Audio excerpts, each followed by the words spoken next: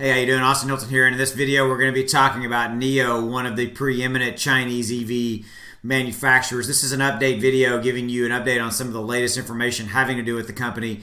Want to state up front that I'm extremely bullish on NIO. I own NIO stock, and I view this as a long-term play. I currently own NIO, XPeng, Li, Tesla, as well as a few others in the space, ChargePoint, etc. But I want specifically in this video to focus on NIO and bring you a few pieces of information related to the company, finalizing their agreement around battery charging stations in China, as well as looking at a few other details around the company. So the piece of information, the news update I'm going to bring you today has to do with that. If that's of interest to you, stick around. That's what I got for you. As always, this video is for entertainment purposes only. And if you get value out of this video, please do me a favor and do two things. Number one, subscribe to this video. I'm a 30-plus year stock investor, and my goal is real simple, is to bring you stock update videos, news information, analysis videos related to your favorite companies, as well as I bring you other types of stock recommendation videos, penny stock recommendations. I have a whole series where I do growth and momentum stock recommendations. I do a lot, and I'm really here every day just trying to bring you information around your favorite stocks that bring you value. So subscribe for those reasons if that's of interest to you. Also, drop a like on this video if you would. Dropping a like actually really helps the video, helps my channel, helps me to grow, and just helps me to help more people. And finally, with that, I will wrap up specifically talking about people. My goal with my channel is to build a community for all of us here on YouTube. So let's get started, and let's go take a look at what I've got for you on NIO today. So you can see that the NIO stock closed trading on Friday at 36.09. Stock has really kind of been trading flat, a little bit down as of late. And again, being a kind of NIO stockholder, it's not been the best of times to own the stock. And I mean that only specifically as the stock hasn't really done anything. And I think that, again, I view this as a long-term play. I view this as easily a 12-month or more play. EVs are a part of our world. They'll continue to grow. I did a video the other day talking about specifically Tesla, and the reason I bring that up is in that video, again, I'm a Tesla stockholder as well. In that video, I talked about the fact that there was a recent study that came out that showed that out of 100 vehicles that were sold in 2020, only 2 of those vehicles, this is in the United States, only 2 of those vehicles were EV.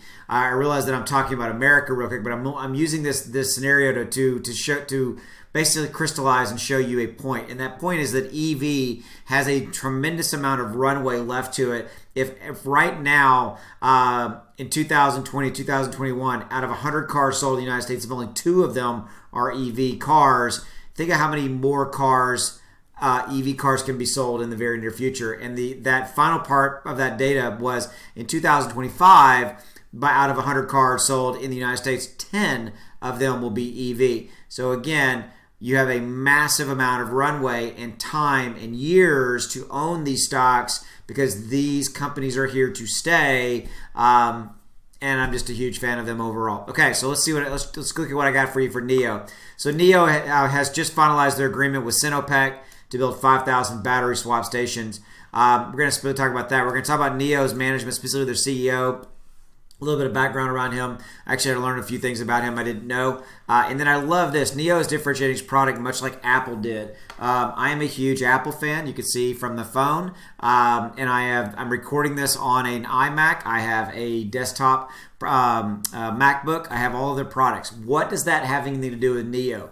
We're going to get into that when we get to that part of this information because I firmly believe this news article was the first to kind of really position this NIO as a brand, as a lifestyle brand. I hadn't really thought of NIO as a quote-unquote lifestyle brand similar to Apple, and I thought that it was really, really cool what this particular piece of news did around that, so we're going to get to that in a minute. Okay, so this particular article, this piece of information is set a target price of at least $80 for NIO. Again, the stock currently is trading at around the $36 range. I think that is very, very doable. I think it's a 12-month range. I was thinking it was probably more of like a $65, $70 stock inside of 12 months. I hope I'm wrong. I hope these guys are right. And yeah, I think it's absolutely got the potential to do that and then go beyond that and just continue to crush it downstream. So BAS stands for Battery as a Service right here. Battery as a Service, stronger than ever. I love that NIO has this Battery as a Service I guess, feature, if you'd call it, or it's part of their buying process, is that when you buy the car, you're not actually buying the battery with it. So I like that that happens because, number one, it reduces the cost of the car by $10, $15, $20,000. I've seen different numbers on that. This article says it's $20,000 US. I had another article that said it was 10. Regardless, it's a lot of money. $10 to $20,000 reduction in the cost of the car. That makes the car more attainable to more people. Also, it's creating a revenue stream for NIO because it's basically selling a monthly subscription plan to basically rent or subscribe to get to the battery scenario. So I thought that was really, again, they're the only ones doing that. So I think it's a very key differentiator to reduce the price and also create a revenue stream for us as stockholders. All right. So NIO and Chinese state-owned oil and gas giant Sinopec have basically finalized. They finalized their agreement for these battery swapping stations, while sharing images of the unveiling of the new battery swap station 2.0, which we're going to talk more about that in a minute. In Beijing, it has now begun operating. It is the first second-generation battery swap station for Chinese EV manufacturer, and it's 201st overall since the first was inaugurated in 2018. Okay, so these are battery. This basically goes to the heart of the battery as a service, the BAS, right? Sinopec has stated that they aim to have 5,000 battery swap stations in their network by 2025, and they aim to transition to a higher presence in electricity in non-oil business. On NIO's side, the company's goal, which is described as a conservative, is to have 500 battery swap stations by the end of 2021. So they have their own, and they have this partnership with Sinopec. Okay, this is the largest so far, but not the only partnership of NIO's in this space. I've reported on this, but this has also been out there. NIO reached an agreement with another state-owned infrastructure company, Beijing Shufa, if I'm saying that right, to build stations in the Beijing area. NIO President Ken Li Hong said on Thursday that they're aiming to add nearly 100 more third-party partners this year. Actually, that's a number I didn't even read that till now. They're going to add nearly 100 more third-party partners. This is the building out their infrastructure. I love this. This is cool. So the idea of battery swap stations basically is that you can roll in with an uncharged battery and have it audibly replaced by a fully charged within just a few minutes. The 2.0 version of these allows drivers to complete the battery swap without leaving their car, and the 2.0 stations will perform up to 312 swaps per day. I think that's pretty cool. I love that. All right. A mass rollout of these stations is a key part of NIO's battery as a service strategy. With this model, customers do not purchase. I've already mentioned this. They do not purchase the battery. Reduces the cost right there up to almost. There it is, up to almost. So it's probably, I think the delta is 10 to 20,000 depending on which car they're buying. Right.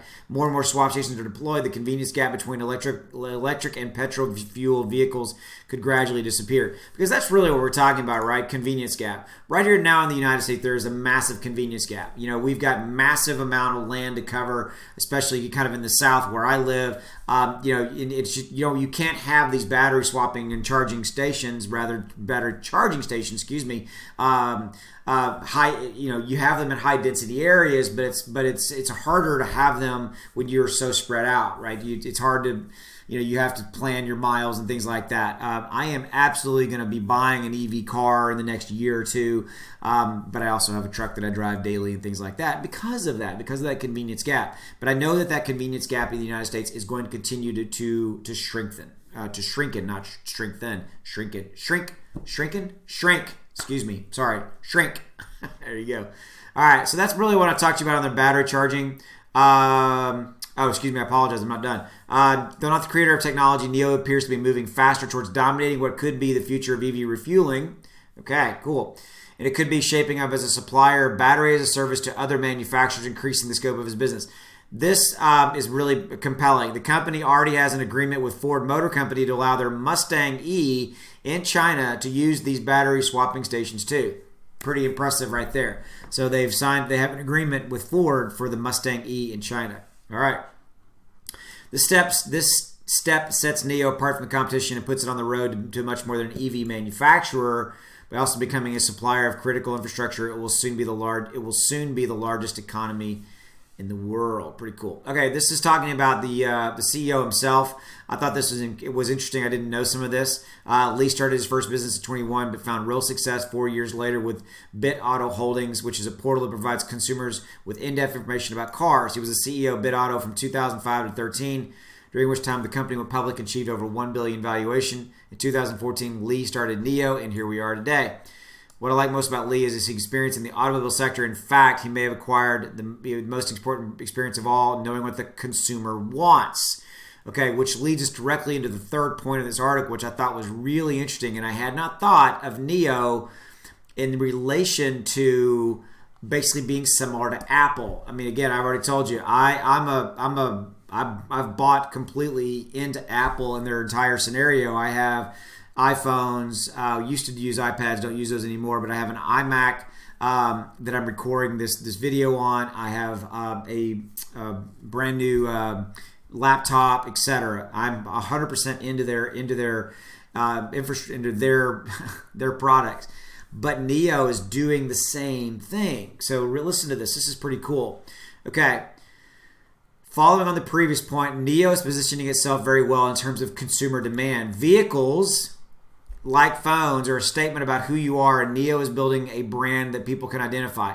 I never really thought about that. I drive a truck every day, and yes, my kind of truck for me is kind of part of my identity. Where I'm at, all of us dads who have we all have sons the same kind of age. Probably 6 out of 10 of us drive trucks. It's just kind of what we do and where we live, right? But but your vehicle is part of your identity, and NIO knows that, and they're positioning their entire company around kind of that scenario. They're building a brand that people can identify, similar to what Apple did with that. And then he views his competition as Audi and BMW. Again, I would say that two companies that hands down, especially BMW, because I'm a BMW fan as well, they position their cars as part of a lifestyle, right? And so I think that that's something that's very interesting, intriguing. That's almost this intrinsic scenario here, guys. Is that NIO is going full circle into that scenario of building a car, and it's become part of these people's lifestyle and identification of who they are. Okay, while Tesla, here you go. While Tesla, for example, is lowering the price of its cars, NIO has kept its prices steady and is clearly tackling the high end of the market through some key measures. Okay, this again is part of that. I think they're tapping into that, building a community and building a lifestyle brand, right? First and foremost, the implementation of battery as a service offers a lot of value and convenience, especially in crowded Chinese cities. NIO's been rolling out models aggressively, so they're doing it really, really quickly. These are their model numbers: E6, ES, ES8, ET7. How the models are named sequentially using clear language, very similar to what Apple has done, gives the consumers the option of choice and easy comparability. NIO is taking the Apple Store concept to the next level. Anyone who owns or has pre-ordered NIO gets access to NIO houses. At their core level, these are convenient charging locations, but they're also designed to be exclusive lounge areas, office space, and anything the customer wants. Lastly, to reinforce this idea of an exclusive club, NIO has its own app too. Okay, so they have absolutely just kind of gone forward with this clearly defined strategy of targeting the luxury segment and then creating a community of devoted fans, much like Apple. I hadn't thought of NIO like that until this article, and now I do think of NIO like that. I think that is really interesting. And given the fact that China's creating millionaires faster than any other country, I think this is a solid strategy. Very interesting. I agree.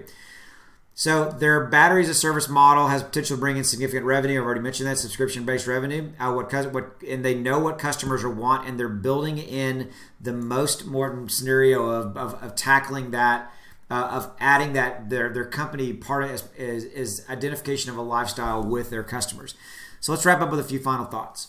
So as final thoughts go, you guys know that I'm extremely bullish on this company. We might have short-term pullbacks. We might have short-term pressure. All of the EV stocks react accordingly to major pressure on the NASDAQ, S&P 500, things like that. It just is what it is. But I think that as long as these companies continue to do what they're doing, and NIO, especially in China, moving into Europe, also I think they do have a vision of entering the U.S. market at some point.